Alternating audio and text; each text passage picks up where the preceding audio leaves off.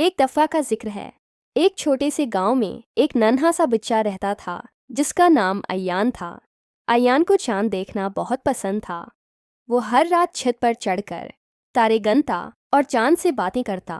एक रात जब पूरा चांद चमक रहा था, अय्यान ने देखा कि उसके बागीचे से एक अजीब सी रोशनी आ रही है। वो दब्बे पांव नीचे उतरा और बागीचे में गया। वहां उसे एक चमकती हुई पुरानी किताब मिली जो आधी मिट्टी में दबी हुई थी। इस पर लिखा था, सिर्फ सच्चे दिल वाले बच्चों के लिए। अय्यान ने आहिस्ता से किताब खोली। जैसे ही उसने पहला सफ़ा पढ़ा, एक तेज रोशनी चमकी और उसके सामने एक खूबसूरत बोलने वाला उल्लू नमूदार हुआ। मैं हूँ नूर उल्लू, जादुई जंगल का निगरान।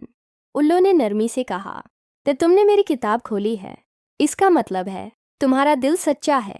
अब मैं तुम्हें एक ख़ास सफ़र पर ले जाऊंगा। आज रात जब सब सो रहे होंगे, तुम और मैं जादुई जंगल जाएंगे जहां तुम्हें 3 आजमाइशों से गुजरना होगा। अय्यान ने हिम्मत की, आंखें बंद कीं और जब खोला तो वो एक जगमगाते जंगल में था जहां दरख्त चमक रहे थे और फूल सितारों की तरह रोशनी दे रहे थे। पहली आजमाइश, दोस्ती की आग। पहला इम्तिहान था एक रोती हुई बिल्बुल को खुश करना। बिल्बुल ने कहा, कोई मेरा दोस्त नहीं बनता क्योंकि मेरी आवाज़ सबसे अलग है। अय्यान ने मुस्कुराकर कहा, तुम्हारी आवाज़ अलग है, इसलिए ख़ास भी है।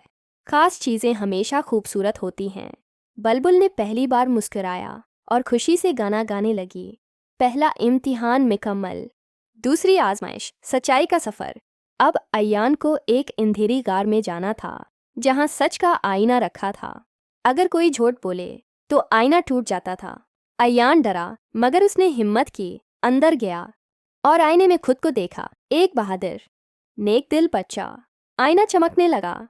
दूसरा इम्तिहान भी पास। तीसरी आजमाइश, मोहब्बत का तूफान। अचानक जंगल में एक जोरदार तूफान आया। दरख्त हिलने लगे और नूर उल्लू हवा में उड़ गया। अय्यान ने देखा कि एक छोटी खरगोश की माँ अपने बच्चे को ढूंढ रही है। अय्यान ने बगैर सोचे समझे तूफान में दौड़ लगाई, बच्चे को तलाश किया और उसकी माँ तक पहुंचाया। तूफान रख गया, आसमान साफ हो गया, सितारे वापस आ गए। नूर उल्लू वापस आया और कहा, अय्यान, तुमने तीनों इम्तिहान, दोस्ती, सच और मोहब्बत, कामयाबी से मुकम्मल कर लिए हैं। अब तुम जादुई जंगल के असली हीरो हो। एक चमक के साथ सब कुछ गायब हो गया और अय्यान अपनी चारपाई पर जागा। क्या यह ख्वाब था? मगर तकिए के पास वही चमकती हुई किताब रखी थी, सिर्फ सच्चे दिल वाले बच्चों के लिए। अय्यान मुस्कुराया, किताब को गले लगाया और सुकून से सो गया, जैसे एक सच्चा नन्हा हीरो सोता है।